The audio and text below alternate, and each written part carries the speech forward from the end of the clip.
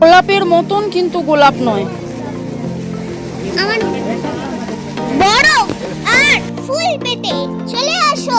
কোথায় কোথায় কোথায়? কাশ্মীর কাশ্মীর কাশ্মীর। কখন কখন কখন? মার্চ এন্ডিং, মার্চের শেষে নয়তো এপ্রিলের শুরুতে। All the beautiful colours, so vibrant colours, হ্যাঁ মামা।